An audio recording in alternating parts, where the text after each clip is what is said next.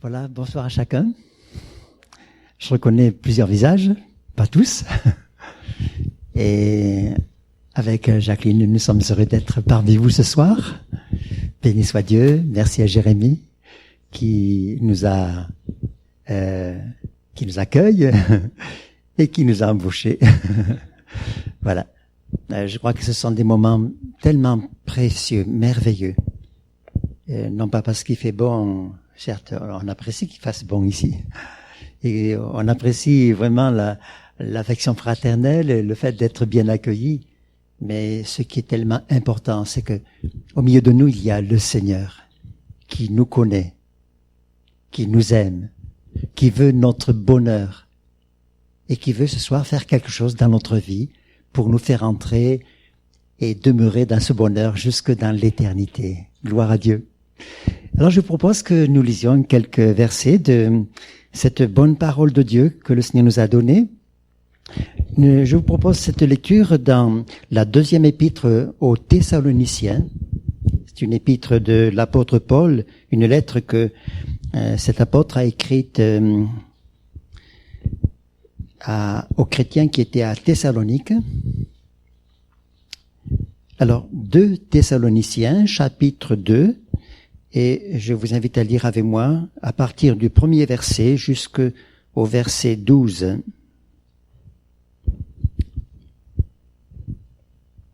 Voilà, nous lisons ceci.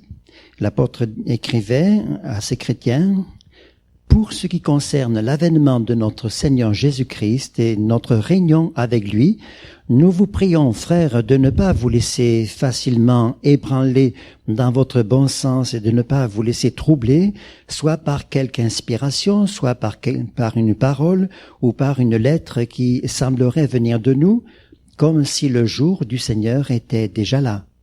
Que personne ne vous séduise d'aucune manière, car il faut que l'apostasie soit arrivée auparavant et qu'on ait vu paraître l'homme impie, le fils de la perdition, l'adversaire qui s'élève au-dessus de tout ce qu'on appelle Dieu ou de ce qu'on adore. Il va jusqu'à s'asseoir dans le temple de Dieu, se proclamant lui-même Dieu. Ne vous souvenez-vous pas que je vous disais ces choses lorsque j'étais encore chez vous?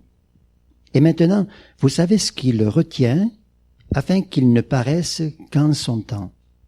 Car le mystère de l'iniquité agit déjà, il faut seulement que celui qui le retient encore ait disparu.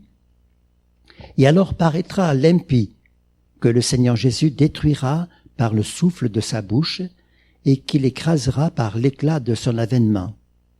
L'apparition de cet impie se fera, par la puissance de Satan, avec toutes sortes de miracles, de signes et de prodiges mensongers, et avec toutes les séductions de l'iniquité pour ceux qui périssent, parce qu'ils n'ont pas reçu l'amour de la vérité pour être sauvés. Aussi Dieu leur envoie-t-il une puissance d'égarement pour qu'ils croient aux mensonges, afin que tous ceux qui n'ont pas cru à la vérité, mais qui ont pris plaisir en l'injustice, soient condamnés. Voilà, nous remettons là notre lecture. C'est ici un avertissement très solennel que l'apôtre adresse à ses chrétiens.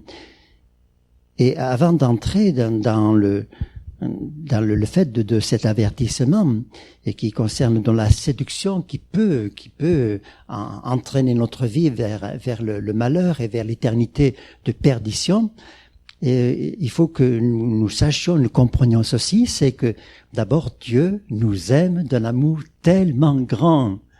Ce n'est pas toujours le cas pour ceux qui nous entourent. Peut-être que vous avez découvert que il y a des personnes qui n'ont pas beaucoup d'affection pour vous. Ça arrive quelquefois. Quelquefois, eh bien, on aimerait mieux être plus accueilli, on aimerait mieux avoir plus d'égards, et puis voilà, il semble plutôt que notre vie n'a pas beaucoup d'importance. Mais Dieu, lui, nous aime. C'est lui qui nous a créés.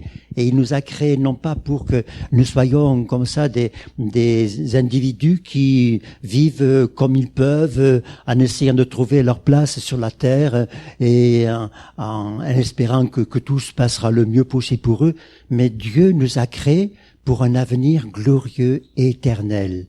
Alors, Vous savez comme moi que le monde n'est pas excellent. Il y a tellement de mal qui se fait, tellement de désordre, tellement de choses qui nous bouleversent, qui nous inquiètent, mais aussi qui insultent Dieu.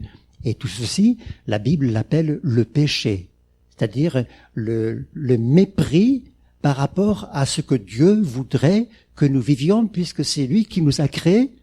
C'est lui qui veut pour nous un avenir, c'est lui qui veut, qui nous montre le chemin au travers de la Bible, de l'Évangile.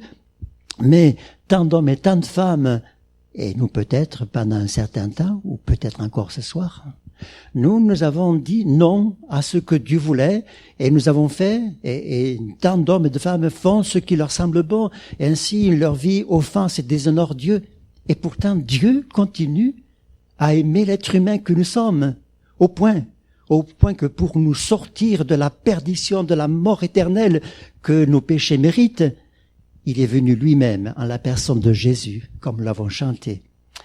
Il est venu pour nous sauver, il est venu pour nous libérer, il est venu pour effacer notre passé, il est venu pour changer notre vie, il est venu pour que, en mettant notre foi en lui, alors nous soyons capables de vivre une vie nouvelle, non seulement pour être plus à l'aise ici-bas, pour avoir un peu plus de bonheur, mais plus encore, tellement plus, pour que quand notre vie va se terminer ici-bas, nous soyons avec lui là-haut, dans le ciel, parce que c'est là ce qu'il veut pour chacun, pour chacune. Alors, je sais bien, et nous savons bien qu'il y a des gens qui n'ont pas pris le chemin du ciel, n'est-ce pas? Quand on voit ce qu'ils font, quand on voit comment ils se conduisent, comment ils parlent, eh bien, on sait très bien qu'ils ne sont pas sur le chemin du ciel. C'est plutôt un autre chemin. Et pourtant, Dieu les aime.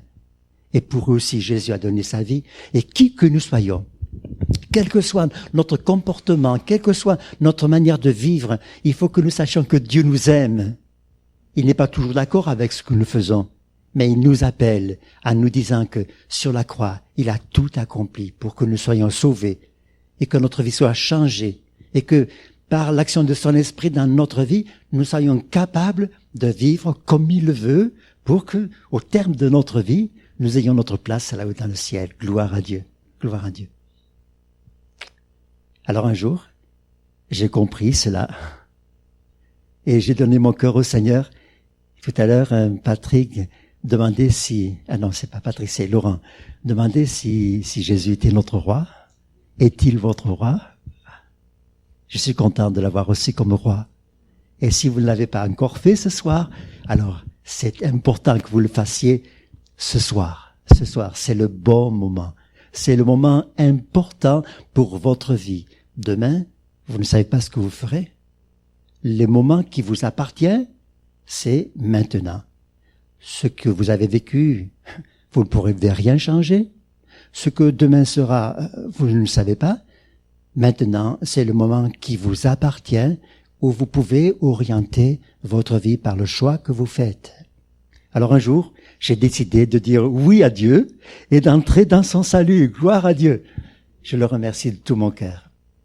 Et ainsi, je suis pas le seul de l'avoir fait. J'en connais plusieurs parmi nous qui l'ont fait aussi. Et je voudrais tant que tous le fassent, si vous ne l'avez pas encore fait. Mais voyez-vous, dans cette vie où nous vivons avec le Seigneur, en écoutant sa voix, en nous laissant conduire par ce qu'il nous dit là dans l'Évangile, parce que c'est sa parole, en nous laissant pénétrer par son esprit, en vivant en communion avec lui, dans cette communion nous trouvons tout l'amour, toute la bénédiction, la joie, le bonheur dont nous avons tant, tous et toutes besoin. Dans ce chemin-là, eh bien, il y a toutes sortes de choses qui viennent pour nous séduire et pour nous détourner de ce chemin. Et vous avez remarqué que dans le texte que nous avons lu, il est parlé de séduction. Qu'est-ce que c'est que la séduction? Alors, je prends l'exemple d'une dame. Elle a beaucoup de dettes. Elle ne sait pas si à midi, eh bien, elle pourra préparer son repas. Mais en passant devant la vitrine d'un magasin, oh là là, quelle belle robe! Oh là là, c'est justement celle-là qu'elle voulait acheter. Ah, Mais elle se trouverait belle dans cette robe-là. Bon, tant pis. Allez, elle rentre, elle l'essaie, mais elle va très bien. Eh bien, ça y est, elle la prend. Oh, elle s'enfonce encore dans la misère, mais elle est tellement séduite par le plaisir qu'elle a de s'habiller avec cette robe, qu'elle s'enfonce dans le mal. Et puis, la séduction consiste à nous enlever toute réflexion pour aboutir seulement à un but, satisfaire un désir et laissant de côté tout le reste. Et voyez-vous, dans le monde qui nous entoure, dans la société dans laquelle nous vivons, il y a toutes sortes de forces qui s'exercent sur nous et qui tendent à nous faire oublier que le but de notre vie, c'est d'être avec Dieu là-haut dans le ciel, parce que c'est là notre bonheur. Et il y a tant de choses qui sont là pour brouiller notre réflexion et pour nous faire croire que notre bien, notre bonheur, eh bien, c'est de faire n'importe quoi, c'est de satisfaire n'importe quel plaisir, n'importe quel désir, et pourvu qu'aujourd'hui, eh bien, on se contente, on satisfasse telle convoitise, et puis le reste, on verra. Alors que si notre vie devait se terminer ce soir, oh là là, mais faut-il être prêt pour rencontrer le Seigneur? Jésus va bientôt venir, comme il le dit dans l'Évangile, et il peut venir à un moment ou un autre. Il peut venir peut-être tout de suite, là, dans quelques instants. Sommes-nous prêts à rencontrer le Seigneur pour être avec lui dans le ciel? Oh là là, peut-être quelqu'un va dire, voilà, attendez à demain que je vais mettre en ordre quelques affaires, parce que là, c'est pas tout à fait clair dans ma vie. Ainsi, la séduction s'exerce. Et la Bible parle de différentes séductions qui sont là pour nous faire oublier que Dieu nous aime, que Dieu a un but pour nous, notre bonheur qui consiste à vivre avec lui ici-bas pendant tous les jours qui nous restent à vivre, afin d'être un jour avec lui dans la gloire du ciel où tout sera tellement beau et merveilleux. Voudriez-vous aller au ciel? Ça vous intéresse d'aller au ciel? Oui, pourquoi pas. Et si on va pas au ciel, où on va? Oh là là. C'est de l'autre côté. Si le ciel est en haut, l'enfer est en bas. En bas où il y a les tourments, en bas où se trouvera le diable, Satan, et tous ceux et celles qui ne sont pas sauvés. Alors il vaut mieux aller au ciel, n'est-ce pas? Et je veux aller au ciel. Et vous avez raison de souhaiter aller au ciel. Amen. Alors, toutes sortes de forces s'exercent pour nous empêcher de penser que notre avenir est pour le ciel, parce que c'est là, celui qui nous a créés pour que nous soyons avec lui, toujours, jusque dans l'éternité. Gloire à Dieu. Alors, quelles sont ces séductions qui s'exercent sur nous? Il y en a plusieurs. C'est le péché. Le péché qui consiste à désobéir à Dieu et qui consiste à ne pas tenir compte de ce que Dieu veut pour nous et nous dit, c'est la désobéissance à Dieu. Alors vous vous souvenez ce qui s'est passé dans le jardin d'Éden? Lorsqu'il n'y avait que deux êtres humains, il y avait Adam et Ève à la base de la création. L'homme et la femme que Dieu a créés. Deux. Ils étaient tellement bien dans ce jardin où il y avait tout à l'abondance. Mais il y avait là deux arbres particuliers que Dieu avait placés dans ce jardin, l'arbre de la vie et puis l'arbre de la connaissance du bien et du mal. Et le Seigneur avait dit à Adam de ne pas toucher à l'arbre de la connaissance du bien et du mal. Voilà. Parce que le jour où il toucherait de cet arbre, il mourrait. Satan est venu sous la forme d'un serpent pour parler à Ève en disant: est-ce que Dieu a vraiment dit que vous pouviez manger de tout sauf de cet arbre-là? Et la femme dit: oui, bien sûr, on peut faire tout ce qu'on veut, mais il faut pas toucher, parce que si on touche cet arbre, on va mourir. Et le diable de dire: mais non, vous n'allez pas mourir, mais non. Ben, regarde comme il est beau cet arbre. Regarde comme il est beau, et puis il va t'ouvrir l'intelligence, et vous allez devenir comme des dieux. Ah bon? Alors pourquoi s'en priver? Et elle a pris de l'arbre. Elle oubliait tout ce que Dieu avait dit, n'est-ce pas? Et elle allait satisfaire quelque chose. Tant pis pour ce que Dieu avait dit, ça n'avait plus d'importance. Il fallait se satisfaire. Ils ont pris de l'arbre, elle en a donné à son mari, et voilà, la mort a commencé avec la maladie, avec la séparation d'avec Dieu, avec la violence, avec la jalousie, qui ont fait que un de leurs enfants s'est jeté sur l'autre pour le tuer. Il n'était que 4. Il y en avait déjà un de trop. Caïn a tué son frère. Et puis ça a continué avec des violences, avec des tueries. Et ce qu'on voit aujourd'hui, ça a commencé là. Voilà. Le péché, qui nous fait oublier ce que Dieu veut pour nous et qui fait qu'on ne tient plus compte de Dieu. Et peut-être que vous n'avez pas toujours été très attentif à ce que Dieu voulait pour vous et attiré par quelque chose qui était important à vos yeux. Vous avez oublié tout ce que Dieu pouvait vouloir avec vous. Le péché nous séduit, nous fait croire qu'on va être heureux en nous livrant à cette désobéissance parce que ce que Dieu dit, bon, c'est pas important, et on le laisse de côté et on tombe et on se rend malheureux. C'est ça la séduction. La séduction des richesses.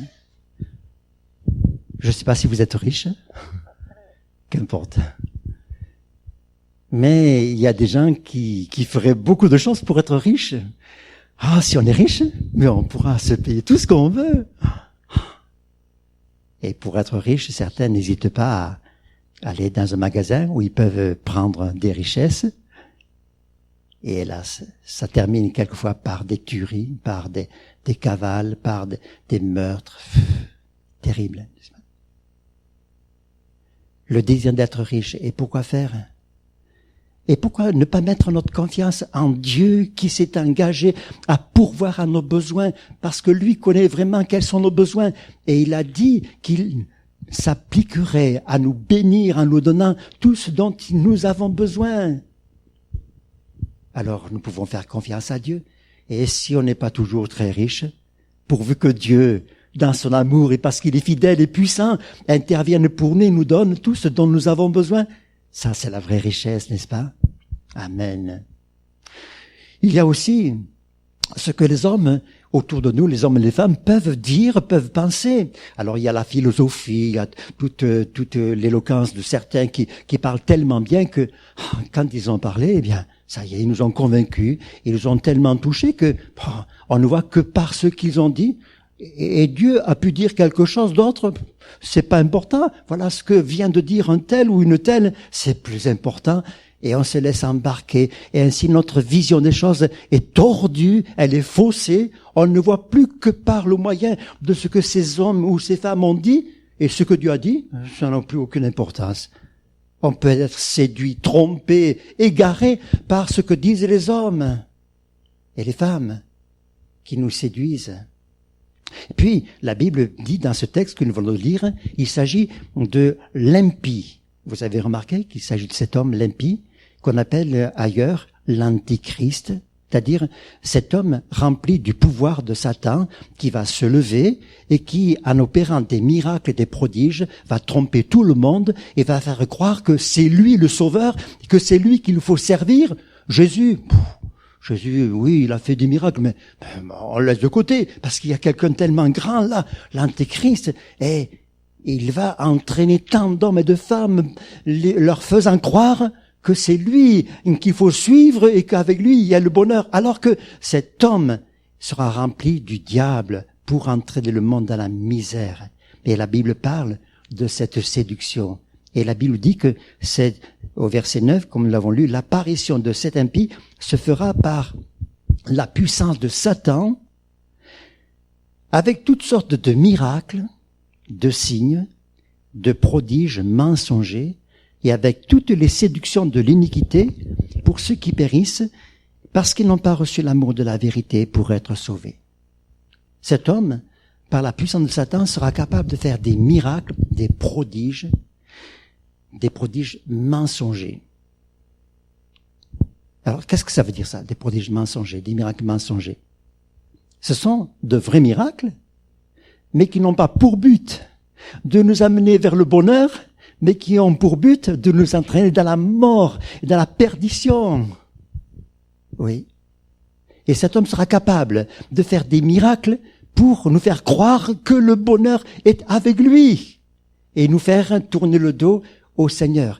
Le but de ces miracles ne sera pas de rendre heureux les hommes et les femmes, mais de tromper les hommes et les femmes, de les détourner de Dieu. Et qui sont ceux qui vont être ainsi séduits? Alors remarquez ce que dit le Seigneur ou l'apôtre dans ce passage. Avec toutes les séductions de l'iniquité pour ceux qui périssent. Et pourquoi ils périssent? Parce qu'ils n'ont pas reçu l'amour de la vérité pour être sauvés. Ah, là il dit quelque chose d'important qui nous concerne tous et toutes. Il y a devant nous toutes sortes de séductions qui exercent leur pouvoir, leur action sur nos vies. Personne n'est exempt. Moi, comme vous, comme chacun de nous, nous sommes tous, à un moment ou à un autre, séduits, ou du moins soumis à la séduction. Et qu'est-ce que c'est qui peut nous garder de tomber dans la séduction? C'est le fait d'aimer la vérité. Recevoir l'amour de la vérité. Parce que quand cet homme l'impie va se lever pour séduire tout le monde, il fera ses miracles, ses prodiges, et il va séduire tous ceux qui n'ont pas reçu l'amour de la vérité pour être sauvés. Alors, je voudrais ce soir vous dire avec beaucoup de sérieux qu'il y a quelque chose d'important que nous devons faire. Bien sûr, la chose importante, c'est de recevoir Jésus, de vivre avec lui, de l'accepter, de vivre avec lui comme étant notre roi, celui qui a tous les droits sur nous pour nous faire vivre avec lui dans le bonheur qu'il veut pour chacun de nous. Et cela, il l'a prouvé en donnant sa vie sur la croix, son sang a coulé pour effacer nos péchés. Et il s'est engagé à répondre à notre prière. Et il a dit qu'il est avec nous tous les jours jusqu'à la fin du monde. Il nous dit que quand il nous tient dans sa main, personne ne peut nous ravir de sa main. Il veut vraiment notre bien. Mais avec le fait de vivre avec Jésus, il nous faut aimer la vérité, recevoir l'amour de la vérité. Et c'est là que je voudrais un instant parler à ce sujet. Recevoir l'amour de la vérité. Il nous faut recevoir cet amour.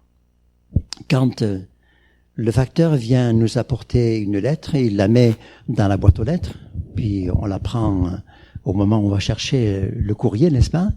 Mais s'il vient nous apporter un paquet, surtout s'il est assez volumineux, eh bien, il faut qu'il frappe à notre porte, et puis on a quelquefois à signer. Mais là, on peut dire, d'accord, je le reçois, et on prend le colis. Ou alors, parce que il y a quelques doutes, parce que ça nous plaît pas, on peut refuser le colis. Voilà, on dit, non, j'en veux pas, reprenez votre... Et voilà.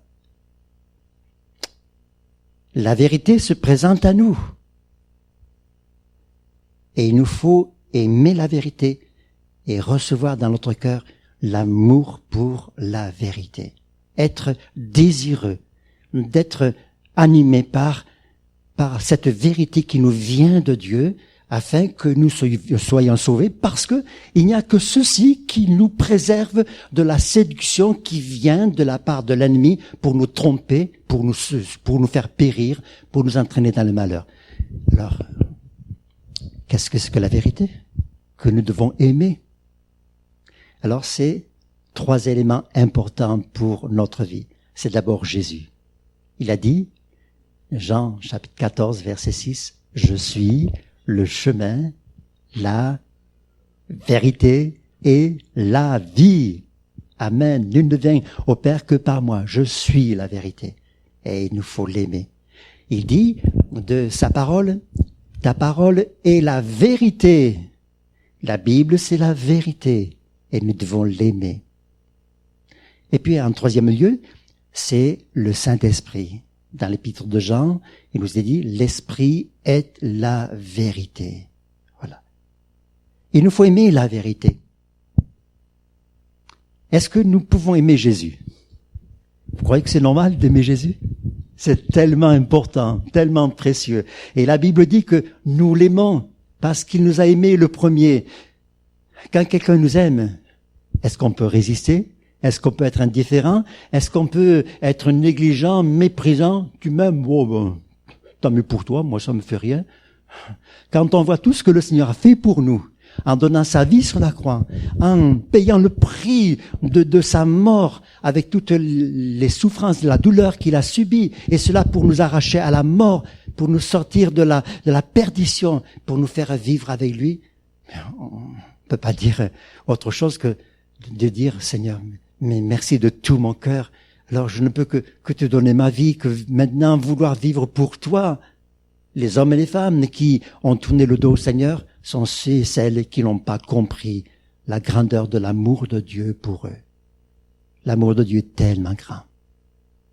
Aimer Jésus. Aimer Jésus nous conduit, comme le disait Laurent tout à l'heure, à lui dire, Seigneur, sois mon roi, sois mon maître. Ma vie ne peut avoir de but que de t'appartenir, de vivre avec toi. Seigneur, je veux que ma vie te plaise, te glorifie. Et ça, c'est tellement précieux. Et voyez-vous, quand on aime Jésus, au point de le faire le roi de notre vie, alors l'adversaire, avec toutes ses séductions, peut venir, mais l'amour qu'on a pour le Seigneur, fait que, eh bien, on dit non aux séductions parce que ça n'a plus de valeur. L'amour du Seigneur est tellement grand et notre cœur est attaché à lui que rien ne peut nous détacher de cet amour. Il est tellement grand, merveilleux. Et il nous apporte tellement de bienfaits dans notre cœur. Oh, quel bonheur de dire, Jésus, je t'aime. Jésus, je t'aime. Est-ce que vous pouvez le dire? Jésus, je t'aime. Et c'est pour toi et avec toi que je vis. Alléluia. Aimez Jésus. Chers amis, que chaque jour, à tout instant, vous puissiez dire, Jésus, je t'aime et je vis avec toi. Et ça va nous garder d'un tas de désordre, d'un tas de séductions qui vont s'exercer. Parce que nous allons être tentés, il y aura toutes sortes de séductions qui vont s'exercer. Mais alors que nous pourrons dire à tout moment, Jésus, je t'aime, tu es mon roi, c'est pour toi que je vis, alors nous aurons la force de dire non à la séduction, quelle qu'elle soit, d'où qu'elle vienne. Gloire à Dieu. Aimez Jésus. Aimez sa parole, parce qu'elle est la vérité. Est-ce qu'on peut aimer ce qui est écrit là, dans ce livre, dans la Bible? Mais c'est ce qu'il nous dit. Quand on aime quelqu'un, bien, on aime l'entendre, cette personne. Je t'aime beaucoup, mais ne me dis rien, hein, je veux pas t'entendre. Je t'aime beaucoup, hein. Au contraire, je t'aime beaucoup. Allez, dis-moi quelque chose, je t'aime tellement. Est-ce que vous avez dit quelquefois au Seigneur, Seigneur, je t'aime tellement, dis-moi quelque chose, parle-moi. Oh, je veux t'entendre, je veux comprendre ce que tu as à me dire. Et comment il va nous parler? Bien, d'abord, et par-dessus tout, et avant tout, il nous parle au travers de la Bible.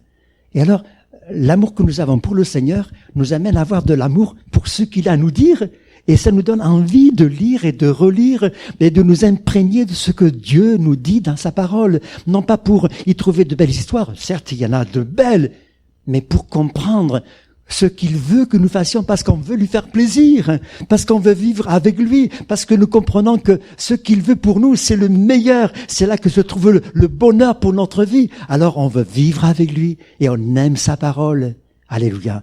Et quand on aime sa parole, alors chaque jour, ça nous amène toujours plus loin avec lui, toujours plus près de lui, toujours dans un chemin où on dit, Seigneur, merci parce que tu es avec moi et merci parce que tu me conduis, parce que tu me parles. Gloire à Dieu. Aimez Jésus. Aimez sa parole. Et alors quand on aime la parole du Seigneur, alors la séduction va s'exercer sur notre vie. Mais au moment où elle s'exerce, il va y avoir quelque chose qui va se passer. Nous allons dans notre cœur nous souvenir d'un verset qui nous met à l'égard, qui nous met en garde contre telle séduction. Et alors que la séduction se présente, aussitôt, eh bien, Dieu va parler à notre cœur, en dirigeant notre cœur vers quelque chose qui est écrit là, parce que nous l'avons lu, parce qu'un jour Dieu nous l'a dit. Et alors, ce verset va nous permettre de résister au diable. Est-ce qu'on peut résister au diable? Ben oui. Jésus a dû résister au diable. Et vous savez comment il a fait, Jésus, pour résister au diable? Est-ce qu'il a dit à Satan, attention, hein, Satan, attention, tu sais que je suis fils de Dieu, alors attention, hein, tiens-toi à l'écart. Non, il n'a pas dit cela. Car le diable lui a dit, tu as faim, alors prends ces pierres et ordonne qu'elles deviennent du pain. Alors Jésus a dit, il est écrit, l'homme ne vivra pas de pain seulement, mais de toute parole qui sort de la bouche de Dieu. Satan, il n'a plus rien à dire. Alors il essaye par l'autre côté. Et à chaque fois, Jésus dit, il est écrit. Et voyez-vous, quand on aime la parole du Seigneur et que se présente à la séduction, alors nous pouvons nous aussi dire, voilà, il est écrit là, et parce qu'il est écrit ceci, je sais où est le bon chemin. Un jour, il y avait des vacanciers qui faisaient une promenade en bateau sur le Mississippi, aux États-Unis. Et le batelier qui conduisait l'embarcation, eh bien, il zigzaguait là sur le fleuve. Et alors on lui a demandé, mais pourquoi vous n'allez pas tout droit? Pourquoi vous faites des zigzags comme ça? Eh bien, le batelier a dit, mais il y a plein de bancs de sable, et si je me mets dans un banc de sable, ça y est, eh bien, on va être en problème. Alors, il faut que je reste dans le bon canal.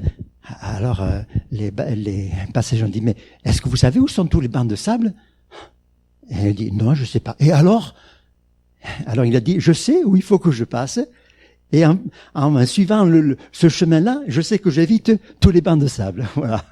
J'ai pas besoin de savoir où sont les bancs de sable. Je sais où est le chemin. Quels sont les problèmes que nous avons rencontrés? Je sais pas.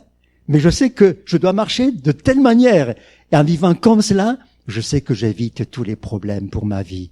Aimer la parole du Seigneur. Cela nous rend vainqueurs. Ça nous permet de triompher du mal. Gloire à Dieu.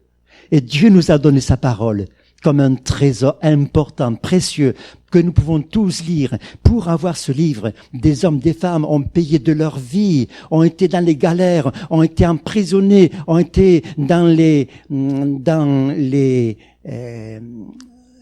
arènes, ont péri par les bêtes, par le feu, parce qu'ils aimaient la parole du Seigneur. Et à cause de ces hommes, ces femmes qui ont donné leur vie pour que ce livre arrive jusqu'à nous aujourd'hui, nous avons la possibilité bénie de lire la Bible et d'entendre Dieu nous parler et de vivre avec ce que Dieu nous dit. Que Dieu soit béni. Alléluia. Jésus, nous devons l'aimer. Amen. La parole du Seigneur, nous devons l'aimer. Elle est tellement précieuse. Et nous devons aimer le Saint-Esprit parce qu'il est la vérité. Avons-nous besoin du Saint-Esprit? Oh, nous avons besoin du Saint-Esprit. Jésus a dit à ses disciples dans l'évangile de Jean, « Je vais partir, mais je vais vous envoyer un autre consolateur pour qu'il soit avec vous. Et comme je vis, vous vivrez aussi. Il vous conduira dans toute la vérité. Il vous rappellera tout ce que je vous ai dit et il vous annoncera les choses à venir. Je ne vous laisserai pas seul. Je viendrai avec vous. » Mais quand le Saint-Esprit vient dans notre vie et que nous le laissons agir en nous, mais c'est la vérité qui nous amène la force et la capacité de vivre avec le Seigneur, de marcher dans la vérité, de vivre comme Dieu le veut. Dieu nous a donné son esprit pour que nous ne soyons pas tout seuls, mais qu'avec le Saint-Esprit, nous vivions comme Dieu l'a voulu et que nous accomplissions toute la volonté de Dieu. Et alors, quand l'Esprit de Dieu vient et nous anime, nous faisons ce que nous n'aurions pas pu faire auparavant. Un des commandements du Seigneur, c'est celui-ci. Tu aimeras le Seigneur ton Dieu de tout ton cœur, de toute ton âme, de toute ta force, de toute ta pensée. Vous arrivez à le faire? Pas toujours évident. Et Jésus continue en disant, « Et voici le second qui lui est semblable. Tu aimeras ton prochain comme toi-même. » Est-ce que vous y arrivez? Oui, certains, oui, parce que ce voisin, il est tellement sympa. Oh, chaque matin, je sauterai à son cou pour l'embrasser. Mais l'autre en face, alors là, ne m'en parlez pas. Hein, voilà. Mais quand l'Esprit de Dieu vient et nous saisit, nous nous mettons à aimer comme Dieu aime. Il aime ceux qui sont sympas et il aime ceux qui ne le sont pas. De la même manière, il nous aime nous. Alors, on n'est pas sympa pour tout le monde, nous. Hein. Mais il nous aime, Dieu. Et quand l'Esprit de Dieu saisit les autres, ces autres nous aiment. Formidable. Et quand l'Esprit de Dieu me remplit, je suis capable d'aimer les autres, quels qu'ils soient, les aimables comme les moins aimables. Et ainsi, avec l'action du Saint-Esprit dans ma vie, je suis rendu capable de faire tout ce que Dieu me dit, de telle manière que quand la séduction vient et veut s'exercer dans ma vie, eh bien, je suis en mesure de rester droit devant Dieu, de vivre avec Dieu, de faire sa volonté. Béni soit Dieu, je dois aimer la vérité. C'est mon salut, c'est mon bonheur. C'est là que je vais être vainqueur quand la séduction va venir. Et je termine en disant ceci, là, comme nous l'avons lu au verset 11. Il s'agit donc de ceux qui périssent parce qu'ils n'ont pas reçu l'amour de la vérité. Ils périssent, non pas parce qu'ils sont les gens les plus ignobles du monde, non pas parce qu'ils sont les plus méchants, mais parce qu'ils n'ont pas reçu l'amour de la vérité pour être sauvés. C'est là leur problème. Et le verset 11 dit, « Aussi Dieu leur envoie-t-il une puissance d'égarement pour qu'ils croient aux mensonges, afin que tous ceux qui n'ont pas cru à la vérité, mais qui ont pris plaisir à l'injustice, soient condamnés. » Alors ça, c'est grave, n'est-ce pas? Voyez-vous, nous sommes devant un dilemme, devant un choix important à faire. Si nous aimons la vérité, Jésus, sa parole, le Saint-Esprit, pour qu'ils prennent toute leur place dans notre vie, pour être sauvés, pour vivre avec Dieu et pour bientôt être dans le ciel avec le Seigneur. Alors, nous sommes à l'abri de la séduction. Nous sommes sûrs d'arriver à bon port. Nous sommes sûrs d'être dans la gloire du ciel avec le Seigneur. Gloire à Dieu. Mais si nous n'aimons pas la vérité, alors nous sommes exposés à la séduction. Et ce verset 11 dit que Dieu envoie une puissance d'égarement pour que ces gens qui n'aiment pas la vérité croient au mensonge et sont condamnés parce qu'ils n'ont pas cru à la vérité, mais qu'ils ont pris plaisir à l'injustice. Alors c'est grave, n'est-ce pas? Qu'est-ce que vous en pensez? C'est grave d'être là entre deux, de ne pas choisir, de ne pas se décider, ou alors de dire bon, c'est bien, oui, je crois en Dieu, mais qu'est-ce que vous voulez? Mais c'est grave. Non, on peut pas être droit devant Dieu et dire Seigneur, moi je t'aime, mais tu vois, je fais comme ça.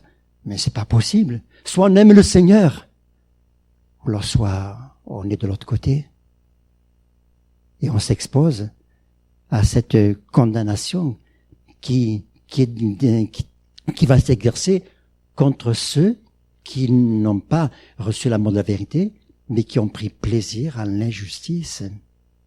Alors, chers amis, ce soir, je vous engage de tout mon cœur à vous tourner vers le Seigneur pour lui dire, si vous l'avez déjà reçu dans votre cœur comme roi, comme Seigneur, dites-lui, Seigneur, encore ce soir, je te dis de tout mon cœur, je t'aime et c'est avec toi que je veux vivre. Tu as donné ta vie pour moi, tu m'as donné ta parole, tu m'as donné le Saint-Esprit, alors je veux vivre avec toi et tu vas m'aider et tu vas faire que je vais rester fort et vainqueur. Et si ce soir quelqu'un n'avait pas encore décidé, alors faites-le, chers amis, parce que c'est tellement grave de ne pas décider. Je vous redis encore maintenant, que l'instant qui vous appartient, c'est pas demain, c'est maintenant.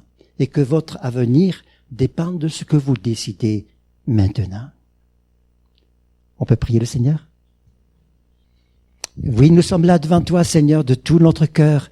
Nous voulons te bénir, te louer, parce que c'est toi qui nous as créés. C'est toi qui es venu nous chercher, nous sauver. Et pour cela, tu as donné ta vie sur la croix. Seigneur, merci de tout notre cœur. Seigneur, tu es là ce soir au milieu de nous. Tu nous aimes et tu veux notre bonheur, notre salut, notre bonheur éternel.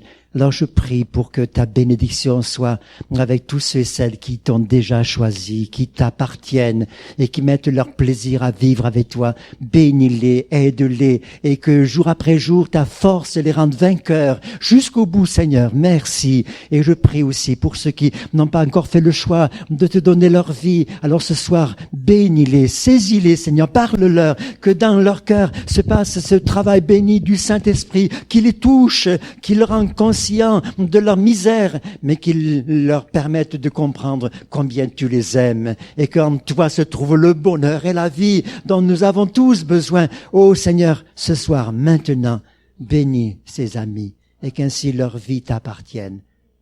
Dès ce soir et pour toujours, au nom de Jésus. Amen.